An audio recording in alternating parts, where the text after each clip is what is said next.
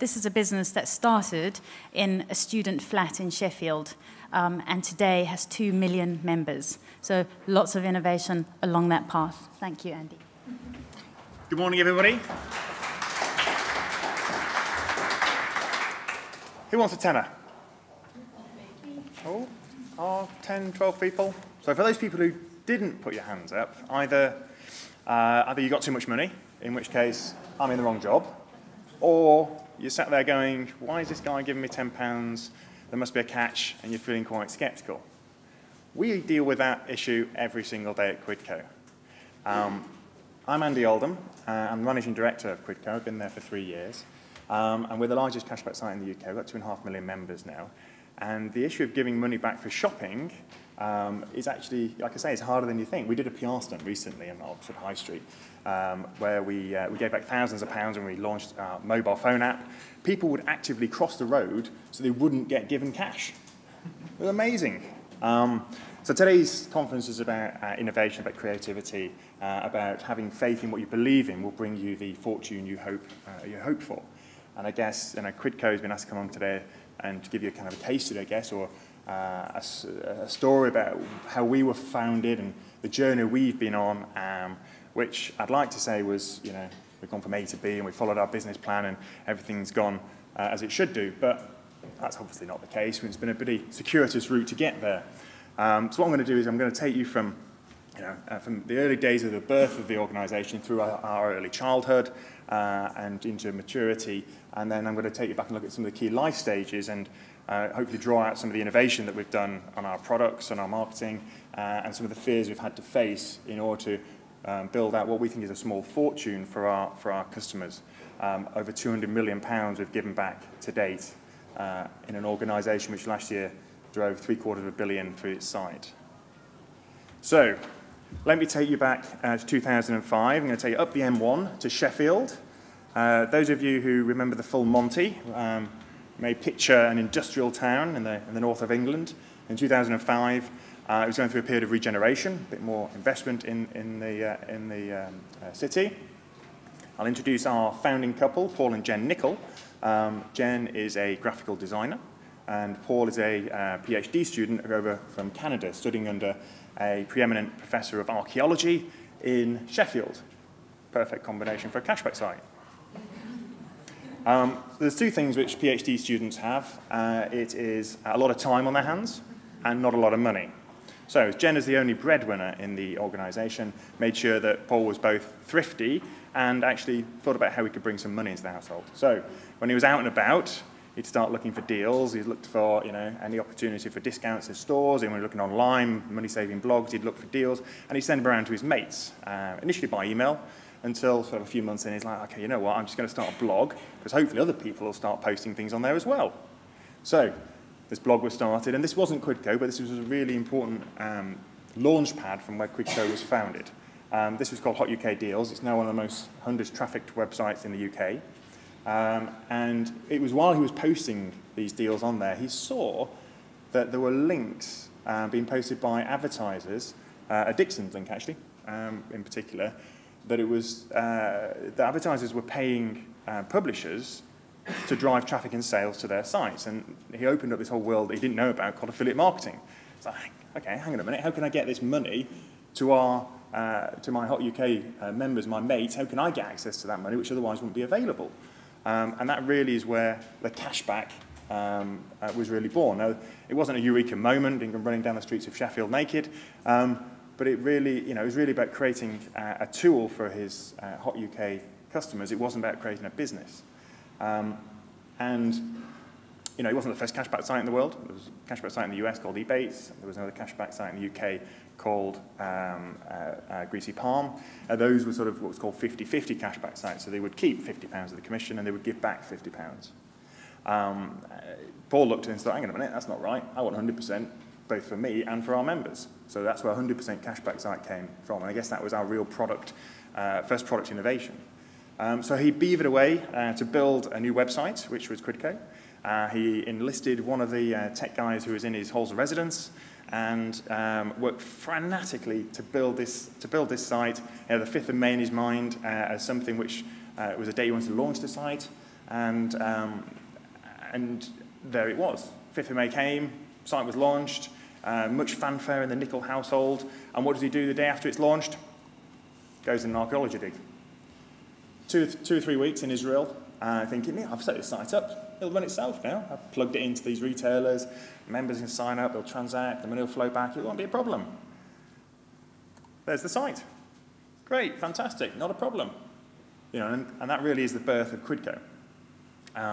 You know, it was very much like a normal birth. It's quite a long time in the build-up, frenetic activity, and then, you know, as you look back on it many years later, some of the finer detail is lost, and it's just the birth of this beautiful thing. Then, as a good parent, we move into a slightly more painful period of time for those of you out there with children, those sleepless nights and teething pains. So, back to the founders. They come back from their 2 weeks away, and what do they find? Actually, this site generates a lot more admin than they might have thought. There's people who want to get their passwords reset. There's retailers who want to connect to the site. There's different rates to be added. There's payment systems to be connected. There's money to be paid out. I ain't going to make, Jesus, I didn't expect this. All at the same time, the blog site's growing. So it was about time to start hiring some people. And I think for anybody who started a business, the first person that you hire really is a milestone. It's like a founding moment when you realize you've got to pay somebody else's salary. You've got their livelihood, their livelihood at stake now, so you have to keep the business going. I think that's a really important milestone. So we only hired the brightest and best. This is our sales guy. He'll do pretty much anything to try and get good deals on the site.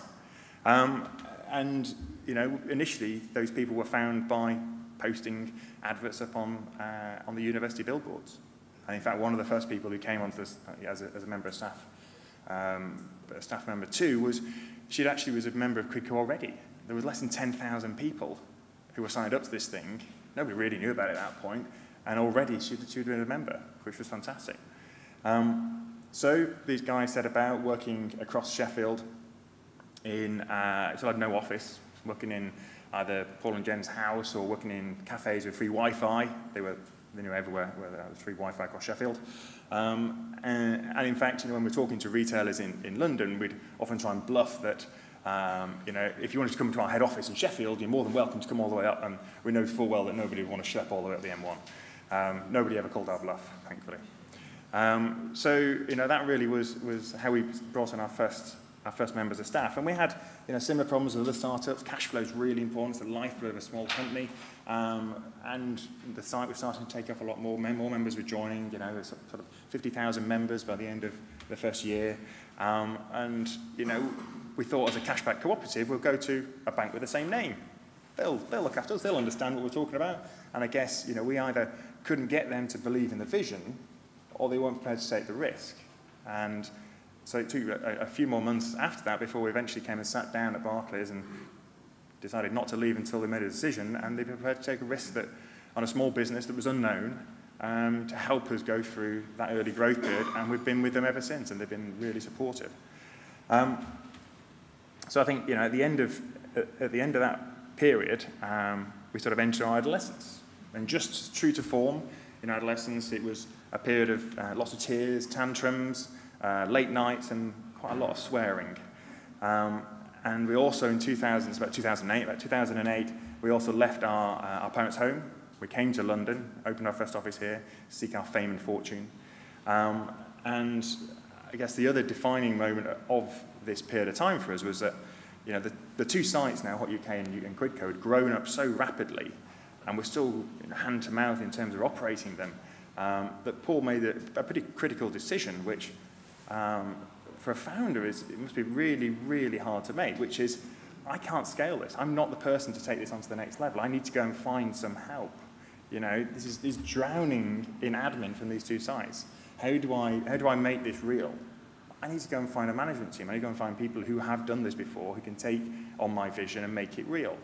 So, just like any good adolescent, out flirting, was trying to find the best bachelor, and we came across a chap named Michael Murphy. Michael Murphy just exited Fendra United. He was the ex-COO of the Financial Times, and he bought into the company in 2009. He started building a management team. We're a good-looking bunch, aren't we? And who did we hire? Well, we hired an experienced finance director. We hired an international sales director from Trade Dublin within the industry, trying to not take too much of a risk to try and attract just any sales director. We hired a tech guy who was a real hands-on tech guy who understood mobile, understood building websites, wasn't afraid to get in there and roll his sleeves up. We had a ex-Dixon's guy for customer services. We hired a walking LinkedIn in our product director, who's also got mild OCD, so we don't have any pixels out of line on the site. And we hired a guy who's ex-Dunnhumby, because we really thought that data is the way forward, personalisation is the way forward, and we'll come on to that later. I think we're a hugely analytical organisation now, and we do a lot of test and learns, and that really helps us create a safe environment in which to try things out. Last but not least, myself, obviously. I've built, as you heard about earlier, I've managed small tech companies through growth periods before. And it's that management team working together which has helped grow the business quite considerably. This last year, we drove 770 million through the site, gave back 50 million in cash back, and we've got ambitious plans to take that on going forward. We're humble in many ways that we've managed to get an organisation from 2005 to 2012, which is driving 1% of e-commerce. We've had to fight a whole lot of battles to get there and carve out a business in an industry that wasn't set up for this. And I'll come on to that shortly.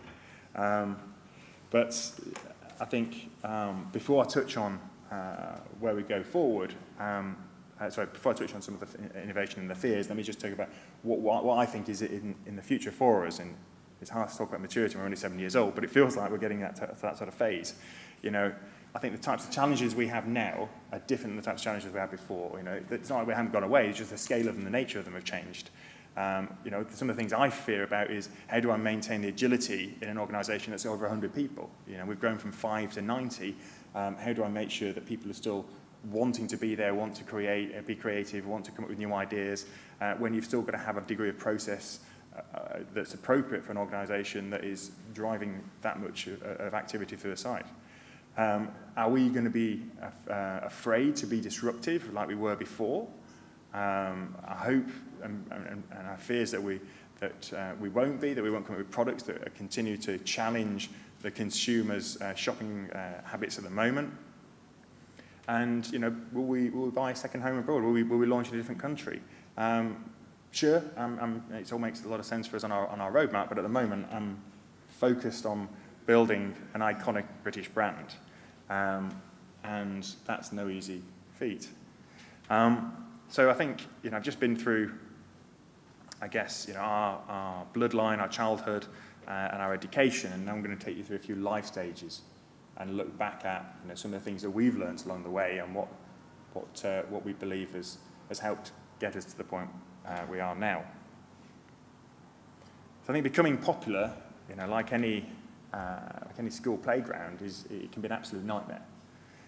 When you're very, very young, becoming popular for an organisation is about getting people to recognise you, recognise your brand, sign up to your brand, follow your brand, and in hot UK deals, there was ways that they could do that, which were perhaps not ways that I would go and do that now. So, gained a lot of notoriety in the early days by seeing disconnected deals, coupon stacking. There was one particular rush at Hamleys where there was a massive discount printed, and there was thousands of Hot UKD members rushed on Regent Street and cleared out shelves of teddy bears. And it made it into the Daily Mail, made a lot of good press for those guys, and it was absolutely core to what their business was about, which was posting fantastic deals in the UK.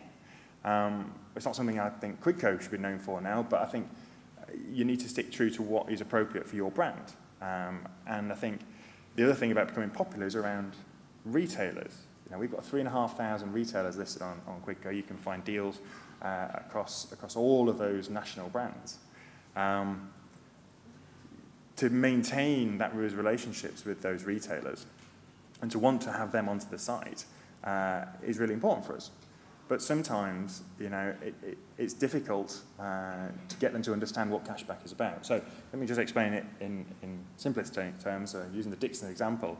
Quidco works because you come to the Quidco website, you look for deals, you see a Dixons webpage on our site, click a link, you go to the Dixons website, you see the same page there you would see normally, and we track that you've gone there. When you buy a product from the Dixons website, a cookie fires, tells us that you bought it, and then Dixons pays us a commission, and we give that as cashback. Simple. And it makes a lot of sense now, and it all works pretty seamlessly now, but take back to sort of 2005, 2006, it was still pretty Wild West days in digital marketing. You know, there were a lot of still quite dodgy tactics going on. There was still sort of, you know, one or two guys in their bedrooms making a lot of money from doing some pretty grey and black hat activities. There's, you know, PPC brand bidding. There was all sorts of stuff that was still going on. And so when retailers were looking at traffic that was being driven to their website, and they were looking at brands like Quidco, and who are these guys? Is it a scam? Is it real? You know, some just didn't understand who we were at all. Some just thought we were a scam. And so when we were trying to get the money back to give to our members, sometimes they just didn't pay it. They just thought, oh, well, you know, it must be a scam. You know, and you guys out there, and some of you work on the publisher side, some of you are advertisers, you know, some of you are media owners. If media owners are working with advertisers and there's a problem about getting that invoice paid, maybe it's been lost in the post, maybe it's late, maybe there's a discrepancy with it, who suffers? Well, the media owner suffers, and you know that gets worked out. In our world, we promise that money back to our consumers. So if we're waiting for weeks and months and, you know, a long period of time to get that money back, we've broken our promise to our consumer. And so as we went through the growth period of 2006 to 2008, there were times when we had to make amnesty payments, you know, hundreds of thousands of pounds out of our own bank balance in order to make our consumers happy and stick with us. And that was quite a brave decision for us as a small company to say, you know what, it's worth it in the long term to pay these consumers because they need to understand that we're there for them, that we'll get long-term loyalty by doing this. And it actually came to a head in about 2008 when one of our largest, that we use networks to connect us to lots of retailers, one of our networks we fell out with because they just weren't helping us. The retailers weren't paying us the monies, they were questioning staff, they weren't changing their practices when we were questioning where the money was. So we made a bold decision to turn them off, not just for a couple of weeks, but 6 to 9 months. And this is a time when we only had, you know, 1,500, 2,000 retailers, and turning off, you know, almost 1,000 retailers was thought to be suicidal at the time. I'd like to think that wouldn't happen under my watch now, but the essence of it, I think, is absolutely true. I think the fact that we put our foot down and said, look, you know, if this is to become as big as we want it to become, we have to make a stand now because we have to change the way that this industry works in order for us to get that cash back that we've promised to our members and for retailers to understand who we are. So that was quite a landmark moment in our history.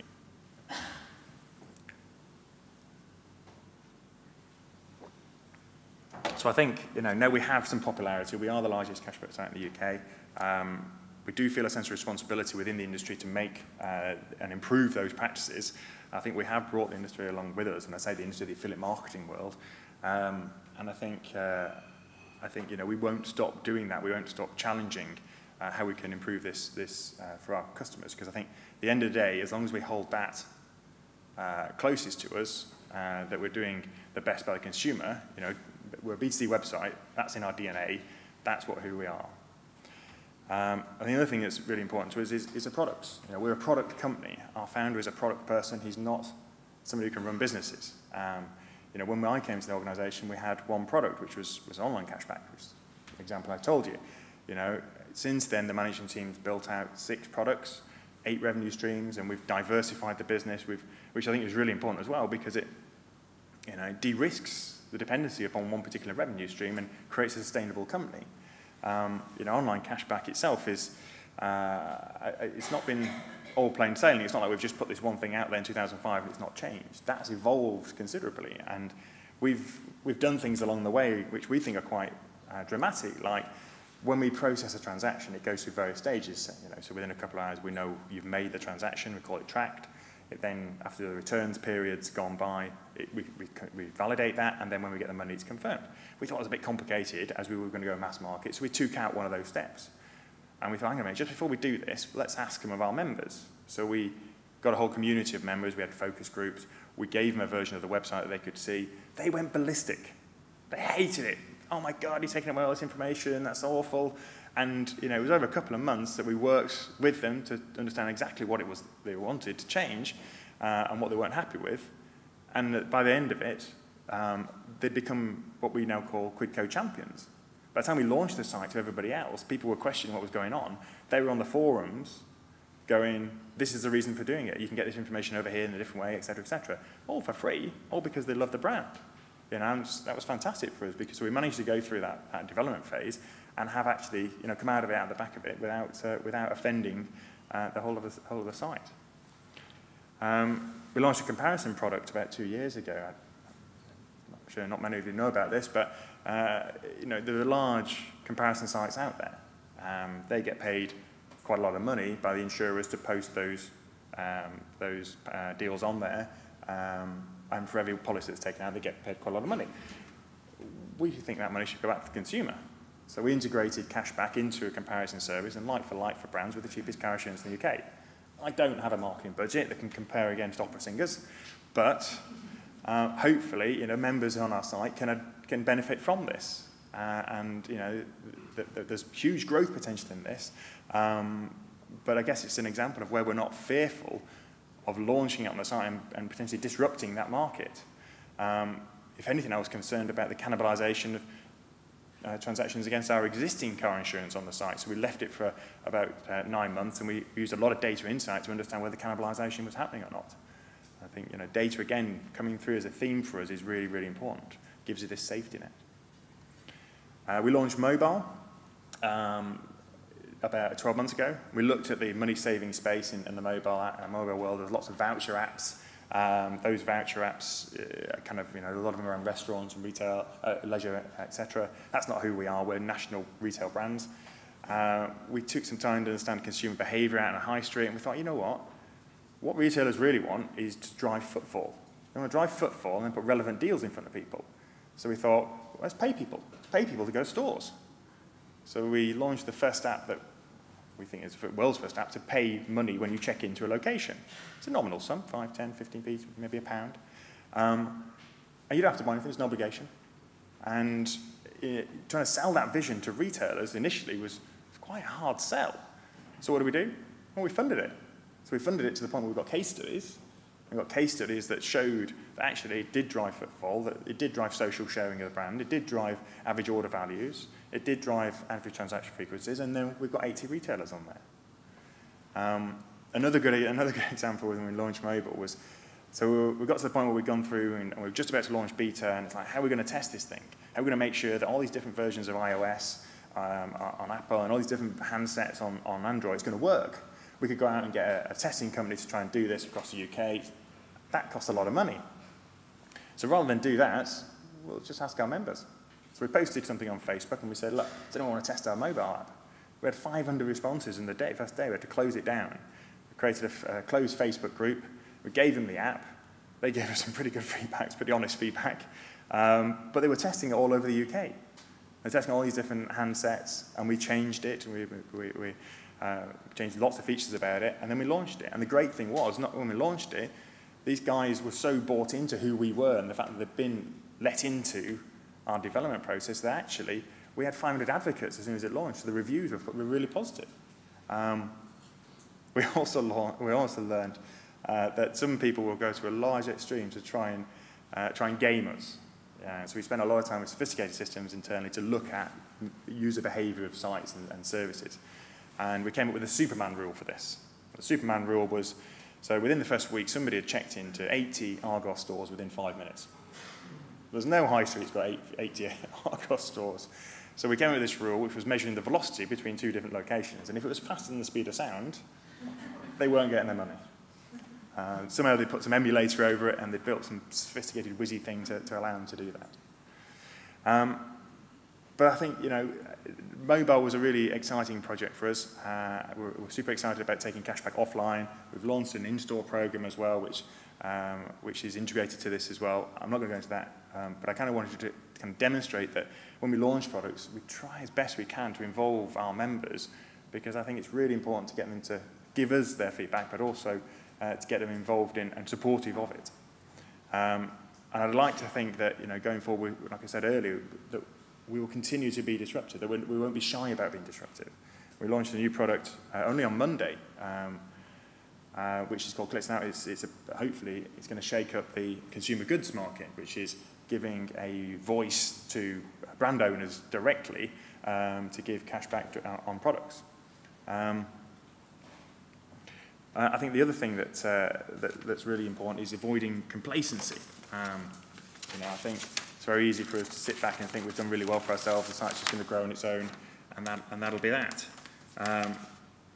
And the way that we launch products, lots of organisations now are talking about agile development, about minimum viable products, etc. There's not many that actually really do it. Now, anybody who knows agile, it's a pretty specific type of process about how you release IT services. And at one extreme, people dress up as pigs and chickens. We don't go that far, but we do have scrums. We do releases within 1 or 2 days. And we do talk about this thing called the minimum viable product. How do we get something which is, at its core, the smallest thing that brings value to a consumer, put it out on the website, see what happens. If people like it, great. Finish off what you've got built. In the interim, you might need a lot of admin processes to back it up. You might survive with a bit of string and sellotape in the background. But it does give you a lot of feedback. And then don't be prepared to cull products. Don't just put it out there. If it's something you've worked on for ages and you think it's great and it's not working, don't just flog it, get rid of it. We've done that on plenty of occasions, and we're not shy that we're not proud, that we think we're going to get everything right. And I think, for us, trying to get affirmation that our idea for new products is right can come in all sorts of ways, and it can come from awards, obviously. It can come from reviews. It can come from members, which is the most valuable one. So, are people using it? Are people transacting through it? And are they getting cash back? So, what are some of the life stages that I think I want to avoid? I certainly want to avoid midlife crisis. You're all like very balanced people out there. I'm sure you'll skip by this particular phase of life. But for some people, it will hit home. You wake up one day and suddenly you're concerned of what life's got in store for you. You might freak out at the amount of responsibilities you've got. You might feel like you're not meeting everyone's expectations. Your parents, your children, your kids, your dog. You might be worried that you're no longer attractive to people, or the people you're attractive to aren't the ones you want to be attracted to. And you might think that actually the answer to all this is to dye your hair and get a new car and buy a new house. And apparently that won't work, but we might try it. So how are we going to avoid, as an organisation, entering into a midlife crisis? We're going to keep hiring young people. I'm only joking. But it is people. I think hiring energetic, ambitious people, giving them an environment that allows them to be creative, that accepts degrees of failure, and as long as people learn from those, is really how we feel we're going to do this. We've got a very flat hierarchy in our offices. It's an open office, and we're just moving office actually from just down here by the Glow Theatre up into a tech roundabout. I was adamant that we wanted an open office. I do not want siloed groups in different places. I don't want different floors. And I think just investing in an environment, I'm not Google. I don't have the monies to give 20% of people's time to work on their own projects. I'm not Innocent Smoothies. I can't build zany offices. But what I can do is promise that if someone comes up with an idea, we'll take it seriously. We'll invest time and effort in building it up to a point where it might be something that's real. We've got due processes to see if that's something we actually want to go ahead and complete, but I certainly don't want to put those processes at a level which stifles innovation. So I think the other thing about avoiding midlife crisis is, and this isn't particularly innovative, but I think it helps almost buy the faith, which is everyone in our company's got shares in the company through the EMI scheme. And I think that helps solidify an end goal, which is, everyone is going to benefit should there be an event. It might be 200 plus times their salary. We're also very open as an organisation. We have monthly management meetings. Managers talk to the staff about what's going on. We have quarterly all-staff updates. We give a lot more information than I think most organisations probably would. And I think that helps people understand where we're going and why we're going somewhere. And they're not always positive updates. Sometimes we haven't hit the targets we wanted to. Sometimes we haven't launched the product we wanted to launch. I think the other thing is rewarding and celebrating in people's successes. So we have monthly awards at off-sites, staff socials, and we have hack days, so guys can come up with ideas which may or may not be relevant to what we're doing, and I think that for us is a way of helping to avoid midlife crisis. Another life stage we want to avoid is this middle-age spread. So I think for us, this sounds like it. If we become complacent, we sit back, we put our feet up, we've got the remote in our hand. We sit on our laurels. We're gonna get burnt. And I think being complacent is a lot harder to do when you're in a competitive environment. We're still a very young company. We're still a very small company. The people who are competitors are still very small. There's lots of new entrants in our market. It keeps us on our toes. There aren't many days that go by in our organisation where there isn't some TechCrunch article or Business Insider article about something that's happened somewhere in the world that might be vaguely relevant to what we're doing. There's a debate that happens, and some organisations I think might think that is a waste of time. But I like that people are constantly thinking like that. And I think the other thing that's really important to avoid middle-age spend, like I said, is this data, this idea of test and learns. And this isn't just in the tech side of things. This could be in marketing. So, example was Spotify. We didn't know whether we were going to get good registrations for Spotify. So we came with a few creatives. We put a few £1,000 into it. We tested it. We looked at what the people looked like when they came through. They were very good. We put more money into it. I mean, it's just one example of where that happens across the whole organisation. I'm not talking about just conversion rate optimization or A/B testing or MVT, all that sort of good stuff that organisations should do. I'm saying give people the remit to try all sorts of different things. We try things as a loyalty scheme to try and get people to do more activities on the site, test and learns. Some go well, some don't go that well. We tried to give away money again as a theme here. And we thought we'd pick out just a small set of people, about 20,000 people, and we trialled giving them different amounts of money. We gave them sort of £1, £2, £5, £10, just to say, you've been a great member, here's some money. The backlash we got from that. Why do you only give me £1? I've been a member for 2 years, what's that? It's like, whoa, hang on a minute, we're giving you money. So we won't be rolling that one out.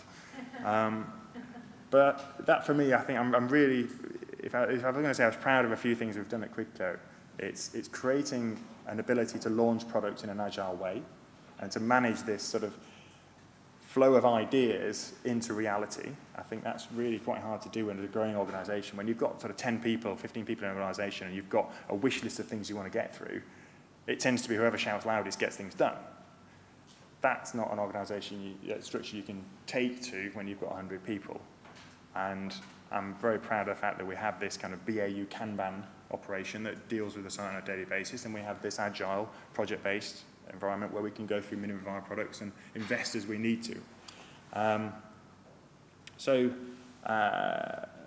hopefully you won't find us sitting on the sofa, you'll find us down in the gym. Happily ever after. So what does happily ever after look like for us? It looks like loyalty. Loyalty from members and loyalty from retailers. I think in this day and age, loyalty isn't just the amount of points you've got, the amount of pounds you've got in a cash balance, the amount of Nectar points you've got. It's actually, loyalty can be driven by use, by ease of use. If something is easy to use, you tend to use it on habit, and therefore it's a loyal service. Amazon, one click is a prime example of how automated services have become part of everyday life, and therefore has instilled loyalty. And so for us, we need to work hard both on continuing to remain solid to our promise of creating a set of services which give as much back to the consumer as possible, and also on products, creating a fantastic product that's seamless, that people want to use, that's part of their everyday life. And I guess the other thing is, not being afraid to invest in the future, having a vision of where you want to get to, even if the payback of that is quite long term. You know, we hired this external Humby chap 2 years ago. We've not seen a return on that yet. We're going to hopefully see the return on that in the foreseeable future. That's quite an investment for a small company to make in building out a team to sort of five data guys, building the physical infrastructure for that, putting in recommendations across services, putting in the analytics. But we believe that's where the market's going. We believe personalised offers for different people, driven by data, consumer spend is really where the market's going. We have to invest in that in order to see the results of that going forward. So I guess, you know, looking back in a few years' time, what would I like Quidco to say about, people to say about Quidco, sorry. I'd like to say that, you know, it was a homegrown company. We were recognised for innovation and ambitious thinking that revolutionised the methods in which shoppers save money. We're driven by bright young things, that we're an entrepreneurial company. We pushed the boundaries and challenged for the greater good of the customers. We force the industry to sit up, take note and change practices. That we've got consumers at our heart, that we're not afraid to challenge and be disruptive. And if we want to make a point, that we will continue to make that point. So for those people who haven't already, come join the Quidco revolution.